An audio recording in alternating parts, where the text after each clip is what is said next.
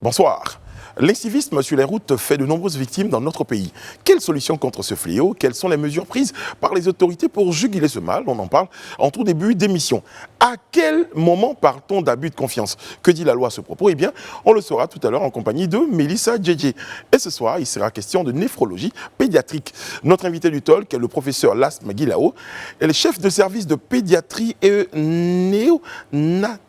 Je prononce bien, au CHU de Yopougon. Ici, vous le savez, on analyse, on débat, on décrypte l'information comme vous l'avez toujours souhaité. Alors, bienvenue dans notre Live Talk.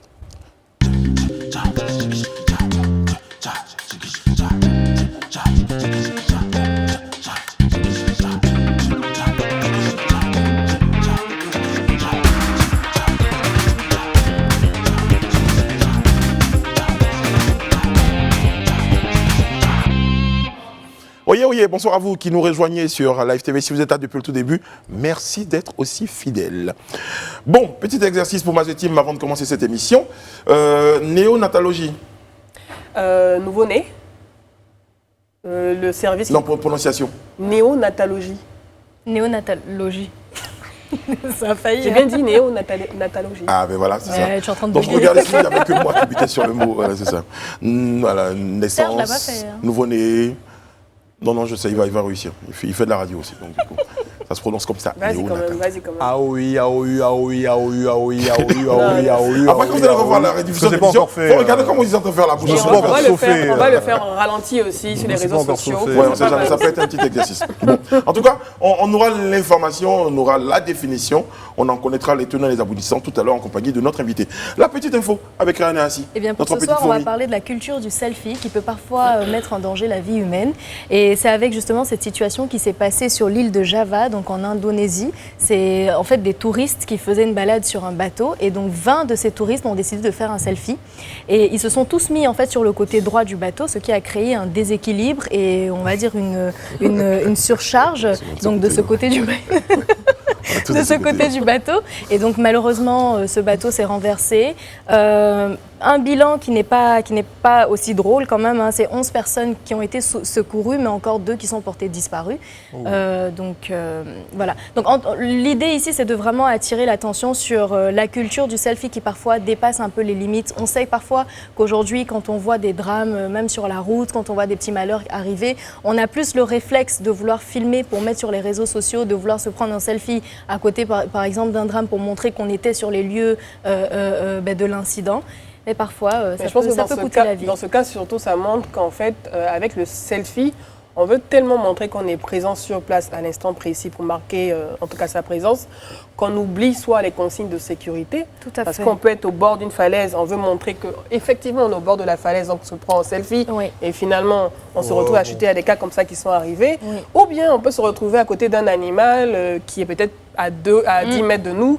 Et on est tellement concentré dans le selfie et finalement, on se retrouve que le lion est en train de nous sourire dans le dos. Oui, c'est vrai que c'est déplorable, c'est vrai que c'est pas de chance, mais j'ai plus envie de rester sur le fait que ce soit pas de chance qu'autre chose, parce que c'est vrai que le selfie a ses déboires, comme la plupart des outils de notre vie moderne, mais ils auraient très bien pu se rassembler à cet instant précis, à ce moment précis, par exemple, pour faire ching-ching.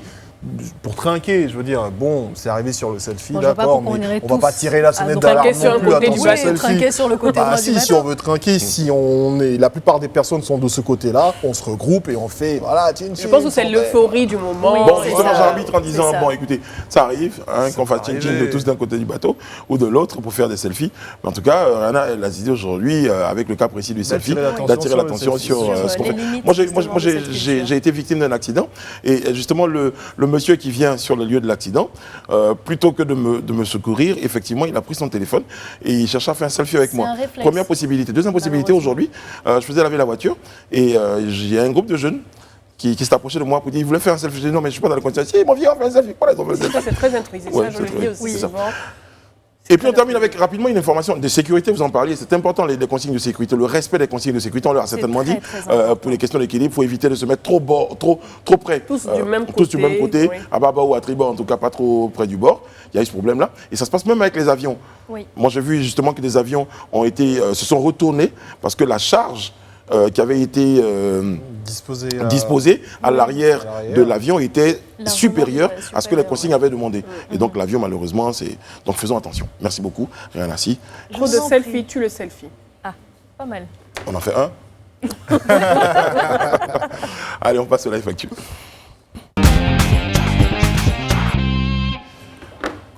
Désolé, Eliane. Je suis passé devant une de vos caméras. Je suis désolé. On va parler d'une situation vécue par les Abidjanais, par les Ivoiriens depuis un moment. Eh bien, ils commencent vraiment à s'en plaindre. Ce sont les accidents de la circulation. Il y en a un bon nombre. Et on aura au cours de cet échange-là l'occasion de vous donner les chiffres. C'est hallucinant le nombre d'accidents de circulation qu'on connaît à Abidjan. Le dernier en date qui fait parler de lui, eh c'est celui qui s'est déroulé très tôt le matin du 12 mai 2021, jour de fête de Ramadan. Edith Bon, on en parle avec vous. Effectivement, donc c'était le jour de la fête du Ramadan, donc au petit matin. Et au Grand Carrefour, ça s'est passé au Grand Carrefour de Koumassi. On a les images de la vidéosurveillance qui sont en train de montrer un peu les faits. Et ça a été très violent. Hein. Les victimes, elles passaient normalement au feu vert et il s'est trouvé que celui qui venait dans l'autre sens a brûlé le feu parce qu'on voit qu'au moment du choc, on s'arrête à 44 secondes lors de l'impact. Donc il avait grillé totalement le feu. C'est vrai que les images sont très violentes. On précise bien à nos téléspectateurs que ces images-là sont assez violentes. Donc du coup, non-respect du code de la route par le conducteur qui pilotait un véhicule de type 4x4. Et aux dernières nouvelles, ce conducteur imprudent a été déféré. Donc ce mardi 18 mai, en début de journée, au parquet d'Abidjan. Il faut savoir que pour un homicide involontaire, l'auteur de l'infraction encourt une peine d'emprisonnement de 3 mois à 3 ans et une amende qui va de 100 000 francs à 1 million de francs. C'est un peu ce que dit le code pénal à son article 392, donc le code pénal ivoirien. Alors malheureusement, hein, de ce qu'on sait de 3 victimes qui étaient dans la voiture, 3 jeunes femmes qui étaient dans la voiture. C'est 3 homicides involontaires. Oui. C'est pas 3 homicides involontaires, donc on peut cumuler les peines. Alors on va chercher les raisons de ce qu'on voit là en ce moment, ou de ce qu'on a pu voir dans les raisons. De ce que je connais, c'est le grand carrefour de Marcory. Hein. Oui. De ce que je connais de ce grand carrefour-là, notamment de ces feux, il y a un décalage entre là où on voit le décompte à partir de 50 dans ce sens-là, et l'autre sens en temps normal qui vient de l'aéroport. Donc en principe, on devait avoir une concordance au niveau de ces feux-là. Je ne sais pas trop pourquoi, j'ai habité longtemps dans cette zone-là. Il y a toujours eu un décalage d'environ 7, 8, voire 10 secondes. Ah oui, quand même. Oui, ça c'est quelque chose à noter déjà. Donc il est clair en tout cas que le monsieur qui vient de gauche brûle le feu. Par contre, ce qui est quand même un peu bizarre, c'est que la voiture qui arrive est en train de venir pendant qu'une autre est stationnée. Alors qu'ici, le feu est vert depuis 5 secondes. Et comme je vous le dis, en tout cas, pour l'expérience que j'ai de ce feu, de l'autre côté, je pense que ce n'est pas encore vert. Bon, il y a certaines anomalies, mais n'oubliez pas qu'il y a un taxi qui venait sur la droite également. Oui, mais s'il vous plaît, sur le plateau, on ne va pas revenir sur l'enquête. Non, parce que c'est pas l'enquête. Je suis juste en train de vous dire, en fait, par expérience de ce feu-là. Le taxi que vous voyez, il se déclenche à 49 secondes. Donc 50-49 secondes, on peut croire qu'il est encore à l'orange, mais il brûle à peine le feu, je pense. Et c'est pas le seul carrefour où on a ce genre d'accident. On a également le grand carrefour de Koumassi. Dans les années 90, ma grande sœur a eu un accident au grand carrefour de Koumassi. Elle passait au vert, donc tard dans la nuit, on va dire dans ces heures-là, tard dans la nuit, elle passait au vert, le taxi l'a fracassée en plein sur le côté gauche. Elle a complètement eu son côté gauche broyé. Avec 2 ans de rééducation. Il y a cette phrase que j'entends souvent dans la conduite de nuit, j'ai envie de dire, on m'a souvent dit on ne s'arrête pas au feu la nuit. Parce que ce serait dangereux, parce qu'on risque des agressions. Non, c'est une phrase que j'ai souvent entendue. Et c'est le lieu justement, et c'est le lieu justement d'interpeller la population, parce que qu'on le veuille ou non, c'est une phrase qui se dit, qui circule, et c'est des actes qui sont posés. Donc ce n'est pas une façon de réfléchir, parce que j'ai envie de dire, on laisse le risque de se faire attaquer, on passe, mais on encourt quand même le risque de se faire renverser par ceux qui ont le. Je veux dire clairement, je crois que ce qu'on essaie là de signaler, c'est dans un premier temps, c'est le non-respect du code de la route. On parle d'incivisme, parce que souvent, effectivement, vous êtes tout seul dans Et un il a endroit dit qu'il était touristique. également en état d'ébriété. Donc, Voilà. c'est Oui, un élément à noter ce que vous êtes en également. train de dire, oui, c'est très vrai, mais il faut même remonter, aller beaucoup plus loin. Vous savez, ce boulevard-là, donc VGE, Valéry Giscard d'Estaing, je pense, a été inauguré en 1978 par la visite du président dont il porte le nom, de l'ancien président français dont il porte le nom. Mais depuis cette époque-là, ce boulevard-là a toujours été décrié comme étant un mouroir, presque. En tout cas, depuis cette époque-là, pour les dames qui étaient aux alentours, qui vendaient leurs petites affaires pour les ouvriers, qui partaient en zone industrielle et portuaire pour travailler et qui traversaient. Donc il y a toujours eu des accidents parce que tout le monde se prenait pour Schumacher sur ce boulevard de 100 mètres de large. Oui, en fait, il y a beaucoup de courses. Non, mais il y a Ça m'a été. trois points. En général, à Abidjan, je pense qu'il y a 3 ou 4 points comme ça. L'autoroute du Nord. Il y a l'autoroute du Nord, Oui. il y a le grand carrefour de Marcoux, le grand carrefour de Goumassi, et le fameux boulevard qui a été rebaptisé, Oui. le boulevard de la vie, le le carrefour de la vie, à cause de ce qu'il était baptisé. accidents, Voilà. ça va Mais celui-là, mais rappelez-vous, même en 1986, ça a même poussé Alpha Blondy à enregistrer sur son album Jérusalem un titre Oui. Boulevard de la mort. Le VGE, pour vous dire qu'il y a longtemps qu'en fait on a attiré l'attention des gens sur ce boulevard-là. C'est vrai que c'est de moins en moins aujourd'hui, mais il faut toujours garder un certain regard. Et si on a des priorités en fonction de ces différentes zones où on devait pouvoir faire intervenir ne serait-ce que la vidéo-verbalisation ou tout ce qu'il y a comme nouveauté qui pourrait permettre de sensibiliser les gens par rapport aux bonnes pratiques sur la route, on devrait avoir un regard beaucoup En tout cas, plus c'est Moi, je pense que la Partout, première sur chose, ce je pense que la boulevard-là. première chose, Oui. partout à Abidjan, C'est partout exactement. à Abidjan. Ouais, c'est Pour ça. généraliser Oui. le fait, partout à Abidjan, on a depuis un moment des accidents de la route, on parlait des chiffres. Oui, en plus, les accidents de circulation, de circulation représentent, selon les chiffres délivrés par les sapeurs-pompiers en 2021, représentent 64% de leurs interventions sur le terrain. C'est énorme, 64%. Tout à fait. Les accidents de la circulation, je trouve que c'est vraiment énorme. On nous dit qu'au cours de la première semaine du mois d'avril 2021 particulièrement, il était dénombré 64 tués, 171 blessés dans les accidents de la circulation.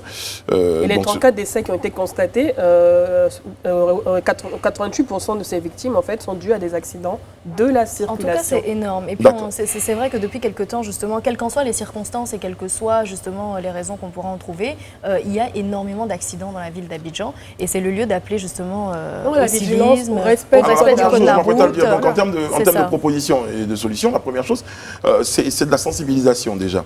Parce que vidéo-verbalisation, je veux bien, en seconde étape ou en troisième étape. Mais déjà, il faut que les uns et les autres, eux-mêmes, Oui, soit Mais les après, ça usagers soient intervient, mais vigilants, ça soient intervient. responsables. Soit Mais ça, citoyen. si vous remarquez quand même, ça intervient, c'est bien de le souligner, à une période où quand même la sensibilisation est en cours dans la ville d'Abidjan. Non, Donc je- on se demande, est-ce que justement les conducteurs ferment les yeux sur tous les Il y a efforts de de l'incivisme. sensibilisation qui sont L'incivisme, il faits? est patent depuis de nombreuses années. On le voit que ce soit des chauffeurs de taxi, des chauffeurs de Wara ou des véhicules personnels. On va voir, par exemple, on est dans une file, on est dans l'embouteillage. On va voir quelqu'un qui va sortir de notre côté à l'arrière pour aller en sens inverse parce qu'il est plus pressé que tout le monde. tout le monde. Il y a de l'incivisme partout. On grille les feux, on fait des dépassements sur la gauche ou la droite. On s'en fout en fait finalement, au mépris de la vie humaine. Et je pense qu'il faut beaucoup plus de sanctions. Il existe un comité Exactement. de retrait des permis qui existe. Il y a les gendarmes maintenant qui sont censés maintenant s'occuper des examens de permis de conduire. Il y a de la vidéosurveillance, c'est pour ça qu'on a grâce à ces images, on sait qu'il y a de la vidéosurveillance qui existe par exemple. Donc c'est aux automobilistes de prendre leurs responsabilités Ah oui. et de penser qu'ils ne sont pas les seuls sur la route et qu'on Il y a n'est des pas dans endroits où il un n'y a pas jeu de feu. vidéo. Il y a des tout endroits où il n'y a simplement. pas de feu. Voilà. Donc Vous c'est savez, votre responsabilité, voilà. votre connaissance du code de la route, donc votre formation, qui vous permet de savoir que votre priorité est la droite Le ou est la civisme gauche. Et même la responsabilité de votre propre vie. Hein. Il y a quelque rompre chose. la tendresse avant de venir ici, parce que ceux qui font le tour en sont prioritaires, mais Ouais. ceux qui viennent, Au sens très souvent, giratoire. Ils s'en vous êtes foutent un obligé peu, de hein. sortir la main pour dire écoute. Oui. Et moi j'ai toujours dit mieux vaut ne pas avoir raison. Enfin, excusez-moi Serge, vous avez raison, parce que c'est vous qui aviez la priorité, le code de la route, toutes les enquêtes vont vous dire vous aviez raison, là, le chauffeur, mais vous avez perdu la vie. À quoi ça sert? Tout à fait. Moi, je dis une chose, c'est que c'est peut-être un peu dérangeant parce qu'on a longtemps décrié comme étant une situation qui met à mal le bien-être, le bien-vivre en fait des populations à la libre circulation. Et pourtant, ils sont là pour veiller justement au bon déplacement des populations. Je parle des barrages de police. À cet endroit précis, notamment le grand carrefour de Marcory, pendant une bonne période, vous ne pouviez pas échapper quand vous venez du sens zone 4 pour aller à temps de Marcory période de crise résidentiel, aussi, oui. donc même bien après la période de crise, vous ne pouviez pas échapper, surtout de nuit et surtout les week-ends, à un barrage, à un contrôle de police. J'ai habité longtemps dans cette zone-là et je vous dis que ça minimise, en fait, ça freinait un peu les élans des potentiels Schumacher qui avaient envie de faire De la vitesse. de la vitesse. Très bien, d'accord. On les voit de moins en moins, ces barrages. Très bien. Donc, rappel de la vigilance, de la stabilité du point de vue des usagers, et puis ensuite des autorités, renforcement du contrôle et d'autres solutions que nous sommes en train de proposer sur ce plateau-là. Et certainement des solutions qu'ils ont. Beaucoup plus de sanctions. De sanctions aussi. Merci. Nous, on va tourner la page de ce Life Actu. Et c'est avec Mélissa Diégué qu'on va poursuivre dans le cadre de la rubrique Que dit la loi.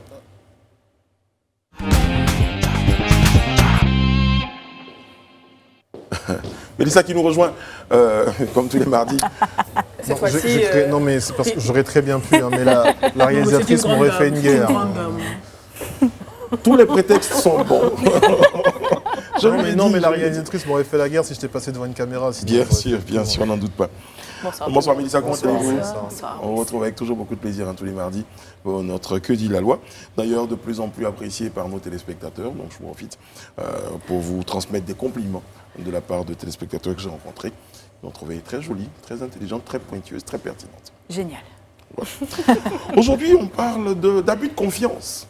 Effectivement. Donc, qu'est-ce que l'abus de confiance? Super. Ah non, personne ne veut se lancer, personne ne veut se jouer. Que dit la loi? En ce moment, tu fais ça. J'ai envie de boire un peu là. Allons directement. Je vous ai fait croire que je vous tirerai la chaise chaque soir. Vous y avez cru, vous avez eu confiance en moi. Et finalement, je pense que ça devient un abus. Bon, parce que de c'est pas plus tout en à fait plus. ça. Donc, l'abus de confiance, c'est lorsqu'on va remettre, un propriétaire, par exemple, va remettre un bien à une personne pour un usage déterminé et que cette personne-là va, va détourner, dissiper ou détruire le bien en question ou ne va pas l'utiliser pour l'usage en gros qui a été déterminé. Oui, mon assistant, je lui ai passé ma voiture, je crois qu'il a fait Yango avec.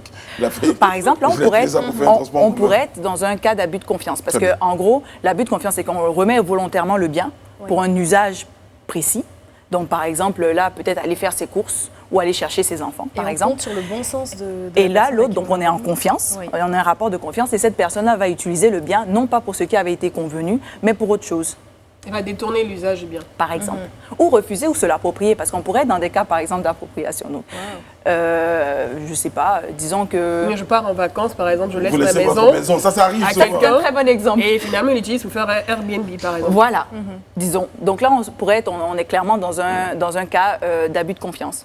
Ou encore, justement, utiliser, par exemple, la voiture, le véhicule de l'entreprise pendant, par exemple, ses heures de travail et à des fins pour faire ses courses personnelles et voire même faire du yango. Non, je pars en voyage et je demande à Briciano de venir s'installer chez moi rapidement. Je vis avec ma fiancée et quand je reviens, ils sont mariés. Oh, ça c'est pas que de l'abus de confiance. Voilà, C'est un bel abus de confiance. Hein. Bon, c'est pas tout à fait ça. C'est de la Parce que trahison. déjà, votre fiancée, elle n'est pas un bien au sens de la loi. C'est une personne. C'est que sur les biens. Voilà, le quand on dit bien, c'est on que va sur les clarifier. biens. Voilà, on va Ok, clarifier ce d'accord. qui est bien. Donc bien, il n'y a pas des personnes dedans. Ouais. En général, ça va être marchandises, argent, ça peut être une maison, un appartement, ça peut être quelque chose de plus petit comme un téléphone, des bijoux.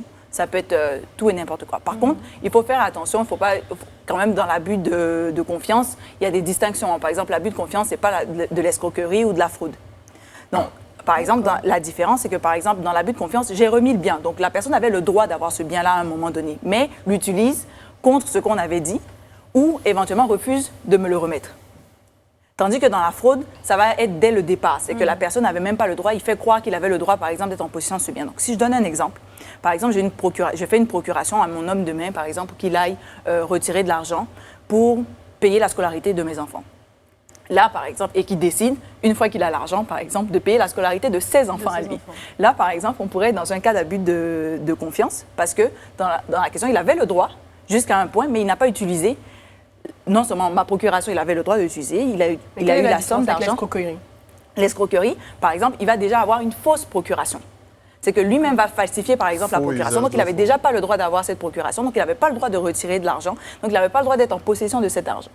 Mais dans les relations humaines, si par exemple je fais confiance à Brice et que je lui confie un secret, par exemple, Et Bon, que là, par abus de confiance, on n'est pas dans l'abus de confiance. Il n'y a pas de... Après, je pense que ça dépend comment j'utilise du ce secret? secret, ça dépend de quoi. Est-ce que c'est peut-être un secret mène Si vous me confiez industriel? un secret, par exemple, pour dire que Serge, il ne dort pas chez lui tous les soirs, et que je décide de le divulguer à la télé, ça peut être ça par Et rapport ça à sa rentre un peu femme. dans de la diffamation aussi. Hein. Ça Bon. pourrait. Il y a Si on beaucoup rentre dans de la vie privée, ça pourrait. Donc, par exemple, aussi la distinction, par exemple, entre l'abus de Vous confiance et baissez le dans vol. mon estime. Parce que quelquefois, il y a des quiproquos entre les deux.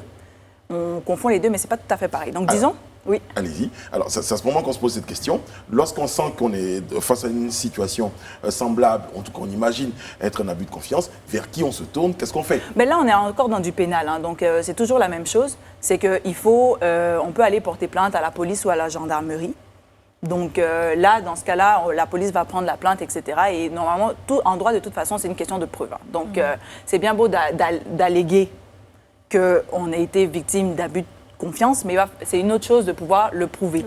Donc après, la preuve peut se faire par tous les moyens. Donc il y a du témoignage, il y a de la preuve, il y a des vidéos. Donc par exemple, dans le cas de l'usage, par exemple, du gardien, par exemple, qui ferait le Airbnb pendant que Edith, par exemple, n'est pas à la maison, là, elle pourrait, par exemple, avoir des preuves, par exemple, avec la caméra ou les témoins des voisins. Donc on pourrait prouver éventuellement qu'il y a eu détournement de l'usage, donc abus de confiance. Une chose est sûre, je pense que c'est à l'autorité de définir le type d'infraction. Vous dire, je porte plainte parce que je constate que mon gardien utilise ma maison pour faire autre chose. Et l'autorité pourrait vous dire, là, on est bien dans un cas d'abus de confiance. Effectivement. On est dans un cas d'escroquerie en fonction de... Ou de vol, par Et exemple. quelles sont les sanctions encourues?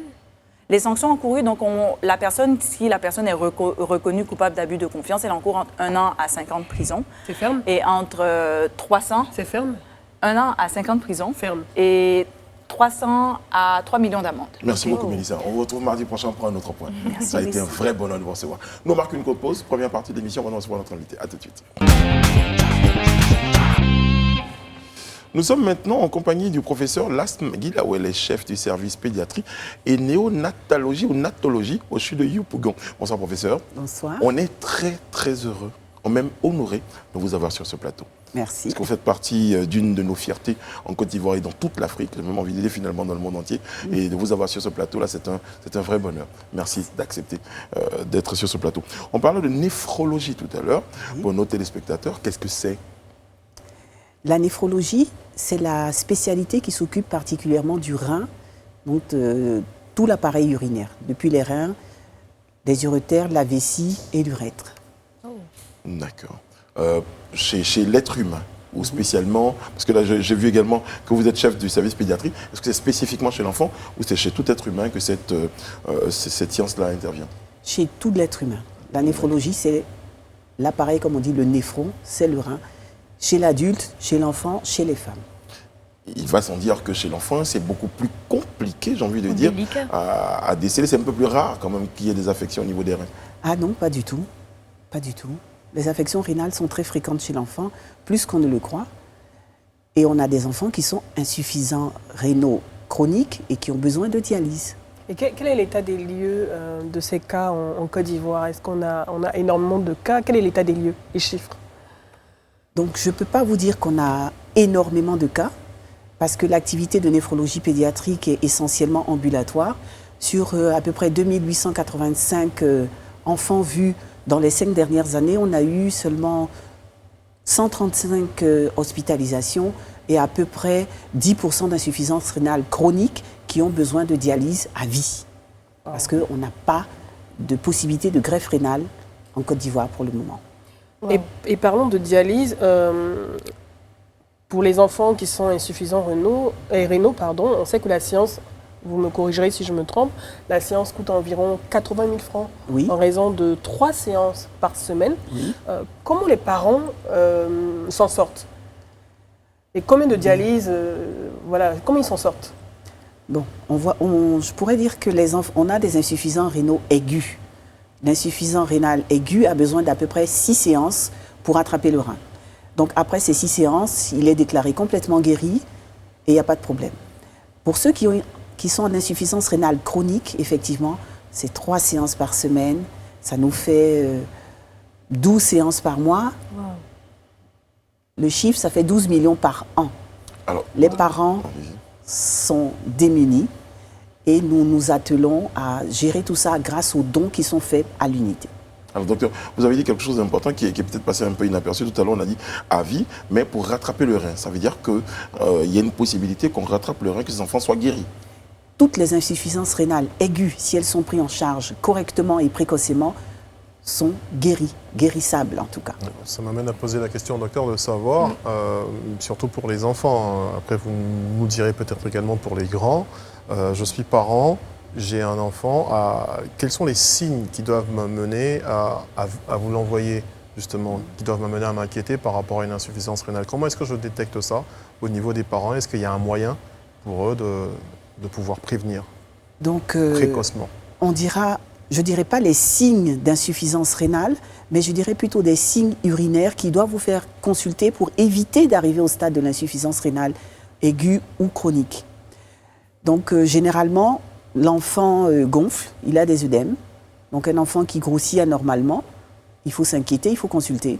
Et éventuellement, ça peut être un problème rénal qui va amener le pédiatre ou le médecin généraliste à vous orienter vers le néphropédiatre. Un enfant qui ne pisse pas beaucoup, donc qui urine très peu ou qui urine avec des urines qui sont très foncées, on dira Coca-Cola, il faut que ça inquiète. Un enfant qui a une hématurie, c'est-à-dire un enfant qui pisse du sang, il faut consulter. Un enfant qui a des céphalées en permanence, il faut penser éventuellement à une hypertension artérielle, parce que les enfants sont hypertendus. Il faut consulter également le médecin. On a également des enfants qui peuvent arriver en convulsion. On se dit c'est peut-être un paludisme, mais non. On prend l'attention, c'est une hypertension. La plupart du cas, dans le service, on a des syndromes néphrotiques, donc des enfants qui gonflent et on fait le diagnostic de syndrome néphrotique. On a des glomérulonéphrite aigus et des insuffisances rénales. On n'oubliera pas également les malformations qui apparaissent au cours de la grossesse et qui sont détectées soit au cours de la grossesse, soit à la naissance, ou parfois on a des enfants qui sont détectés, qui ont une malformation rénale qui est diagnostiquée assez tardivement, et pour cela, ils arrivent souvent au stade d'insuffisance rénale, irréversible. Alors, vous parliez tout à l'heure du coût, justement, des séances pour ces enfants-là, mais l'une des batailles du professeur Laurence Adonis-Kofi, c'était justement de parvenir à une forme de subvention. Oui. Où est-ce qu'on en est? Je pense que c'est le statu quo. Les enfants ne sont pas... Quels en sont les obstacles? Je ne saurais pas vous dire quels sont les obstacles, parce que les adultes sont pris en charge. Oui. Et la séance d'hémodialyse chez l'adulte est à 1 750 francs. C'est un gros... 1 750 francs, le reste est subventionné par l'État. Donc aujourd'hui, on aimerait bien, on sollicite, on plaide pour que la dialyse des enfants soit également prise en compte au même titre que celle des adultes. Que dit l'autorité de tutelle, le ministère de la Santé? Je pense que le dossier est sur la table depuis quelques années. On va y arriver. Depuis des années? Depuis des années. Donc, vous n'avez pas encore de réponse Donc on espère qu'avec le nouveau ministre, on aura peut-être des avancées? On espère qu'avec le nouveau ministre, on aura des avancées. Très bien. Bon, c'est pas que le précédent ne voulait peut-être pas vous aider, mais en tout cas, on espère que les choses vont avancer. Pas forcément avec le nouveau. Alors, pour revenir à ce que ça coûte, vous avez dit tout à l'heure ce que ça coûte, et puis on a vu qu'il y a un vrai besoin de prise en charge. Mais c'est surtout avant. Comment les parents aujourd'hui, quand ils commencent à déceler ces signes-là, aujourd'hui, vers qui ils se tournent? Est-ce qu'un pédiatre normal, j'ai envie de dire un pédiatre habituel dans une officine peut détecter cela, ou est-ce qu'il faut se tourner vers un organisme spécifique et spécialisé? Non, généralement, l'enfant doit aller dans un centre de santé, consulter soit un médecin généraliste, soit un pédiatre généraliste, parce que le néphropédiatre, c'est un spécialiste, c'est un pédiatre qui se spécialise en néphrologie, donc en pathologie rénale. Le diagnostic peut être fait par tout pédiatre ou médecin généraliste. Très bien. Le diagnostic peut être fait, et dès que le diagnostic est fait ou suspecté, l'enfant doit être adressé au néphropédiatre qui va confirmer et assurer la prise en charge. Combien de néphropédiatres en Côte d'Ivoire aujourd'hui? Il y a 2 néphropédiatres diplômés, un néphropédiatre qui n'a pas encore le diplôme, mais qui est assistant dédié à la néphropédiatrie. Est-ce suffisant? Il n'y en a pas suffisamment. Donc pour le moment, l'équipe de néphropédiatrie est constituée de 4 médecins. Très bien. Professeur, dans le cadre de ces activités, de ces recherches-là que vous meniez. Vous étiez en compagnie de l'éminent professeur Laurence Adonis Kofi, malheureusement, qui nous a quittés. On va regarder cet élément-là et juste après revenir, un petit élément qui fait parler ses collègues qui parlent d'elle-même. Ce qu'on peut retenir du professeur Adonis, c'était surtout sa rigueur. C'était quelqu'un de très rigoureux, quelqu'un de battant et quelqu'un qui savait où elle voulait partir. Elle avait beaucoup de challenges et surtout son rêve, quand on fermait le CHU de Yopougon, c'était de mettre en place un centre des maladies intégrées qui prend en charge toutes les pathologies chroniques de l'enfance. On a travaillé longtemps ensemble, je veux dire près plus de 20 ans ensemble. Elle m'a pouponné, elle m'a façonné, elle m'a fait aimer la néphropédiatrie. Et disons que quand j'ai appris la nouvelle, vraiment, c'était comme si tout s'effondrait. C'était le chef de service qui, quand tu as besoin ne serait-ce que d'un savon, et quand elle se rend compte que le savon a manqué, elle est dans tous ses états. Parce qu'elle était méticuleuse sur tous les plans. Il fallait que tout soit là où il faut, que chacun fasse son travail. Ces projets, tout le monde le sait, c'était de rendre la dialyse des enfants gratuite. En Côte d'Ivoire, la dialyse chez les enfants n'est pas subventionnée. Et elle avait à cœur de faire subventionner les séances de dialyse qui, je le rappelle, coûtent 80 000 francs la séance et il faut 3 séances par semaine, ce qui revient à 240 000. Dans l'année, nous sommes facilement à 11 millions, 12 millions. Qui finance? C'est le professeur avec de bonne volonté, des ONG. Avant, je me sentais mal parce que je ne pouvais pas sortir. J'étais toujours couchée dans la maison. Maintenant, je me sens bien grâce à Dr Adonis qui était là pour moi, même quand ça n'allait pas, qui était là pour mes parents. Je voudrais lui dire merci de là où elle est. Et lui dire que je lui promets d'avoir le BPC, plus orientation pour le foreigner, afin que de là où elle est, elle soit fière de moi. Wow. On le voit bien, professeur. Il y a eu un grand moment d'émotion sur le plateau lorsqu'on a vu ces témoignages-là et je pense que le professeur a laissé un grand vide. Oui, elle a laissé un grand vide, mais c'était une grande femme qui avait, elle, un grand homme avec une famille formidable. Elle a permis de former, elle a formé les néphropédiatres qui sont là aujourd'hui, c'est elle qui les a formés, c'est son équipe. Et notre combat aujourd'hui, c'est que cette équipe progresse, cette équipe continue le combat du professeur Adonis. Et je pense que je me suis attelée à ce que ça se fasse.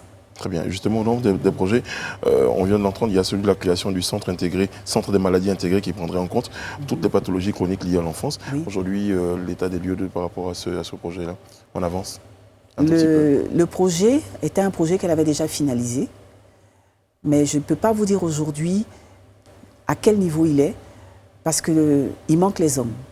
Le fait qu'elle soit décédée accidentellement avec son époux et son enfant a laissé effectivement un grand vide.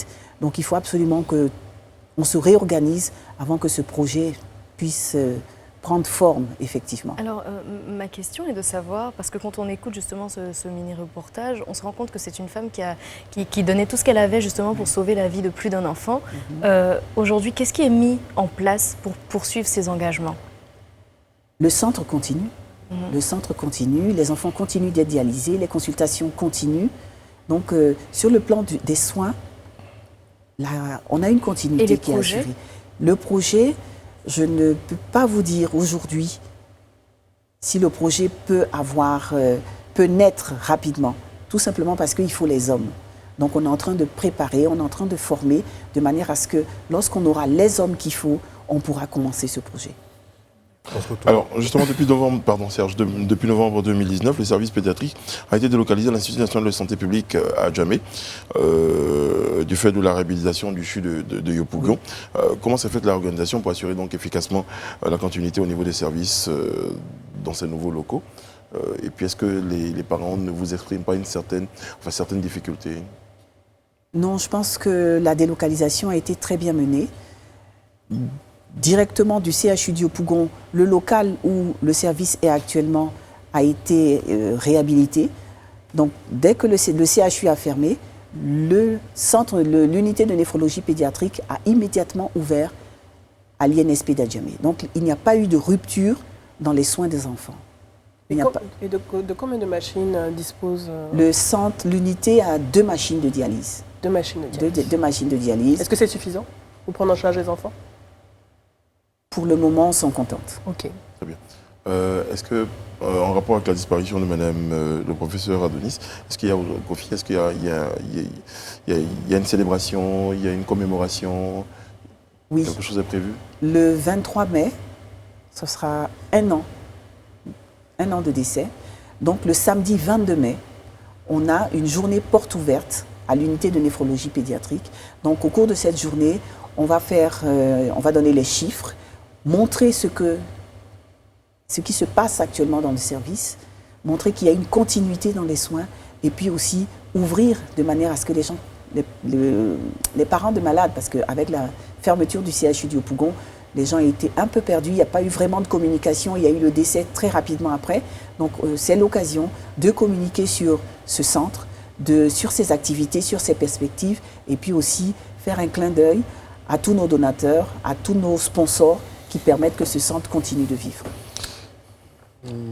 Moi, ce que j'ai juste envie de rappeler, c'est que déjà le professeur Adonis Kofi a été celle qui a mis sur pied ce centre depuis 2008. Et cette émission, vous en êtes l'invité, mais en début d'émission, nous parlions également de l'incivisme et des mauvais comportements sur la route. Et il faut préciser que voilà ce que cet incivisme peut entraîner comme une perte énorme pour une famille, pour une communauté, pour un pays, pour un continent. C'est une énorme perte que nous subissons aujourd'hui. J'avais juste envie de rappeler que c'était dû justement à cet incivisme et à ces actes d'idiotie sur la route. Professeur Lasme Guilao, je rappelle, vous êtes chef du service de pédiatrie et de néonatologie donc du CHU de Yopougon. Alors, je pense qu'aujourd'hui, on est bien d'accord que dans l'entendement de certaines personnes, les enfants naissaient tous beaux et en bonne santé. Il faut comprendre que les enfants peuvent, dès leur naissance, déjà naître avec des complications et des pathologies. Et qu'il faut être sensible à ce que ces enfants-là présentent comme signe. Il faut régulièrement consulter un pédiatre et puis en cas de situation comme celle que vous décrivez, on peut vous contacter. Oui. Et une dernière question, est-ce qu'une transplantation, un parent peut donner son rein à son enfant s'ils sont compatibles? Oui, un parent peut donner son rein s'ils sont compatibles, mais ce n'est pas possible actuellement en Côte d'Ivoire. Ça se fait dans les pays maghrébins, ça se fait en Europe. Mais aujourd'hui, en Côte d'Ivoire, ça ne se fait pas encore. Mais pour les enfants qui ont les moyens, on en a qui sont partis et qui ont bénéficié d'une greffe rénale. Qu'est-ce qui fait que ça ne se fait pas? C'est la logistique? Je pense que c'est toute une logistique, toute une technicité qu'on n'a pas encore. D'accord, très bien. Professeur, mais merci. Cette technicité est chez les adultes. Actuellement, chez les adultes, on a en Côte d'Ivoire des dons de reins sur donneurs vivants. Okay. Et la transplantation est possible chez les adultes? La transplantation est possible, elle se fait avec succès. Merci beaucoup, professeur. Merci d'avoir été en notre compagnie. Je pense que nos amis du journal télévisé qui sont très à l'affût de ce type d'informations-là passeront vous rendre une petite visite au centre. Merci. Et puis nous, en tout cas, on sera présents lors de cette journée porte ouverte-là pour rendre compte aussi à nos téléspectateurs du formidable travail que vous abattez pour notre pays et pour l'Afrique tout entière. C'est ici qu'on va se dire au revoir pour ce rendez-vous du Live Talk de ce mardi. On vous retrouve demain sur ce même plateau-là. Juste après, vous retrouvez l'équipe de la Foire des Deals. Prenez soin de vous et des autres, que Dieu veille sur vous, que Dieu veille sur la Côte d'Ivoire, que Dieu veille sur nos enfants.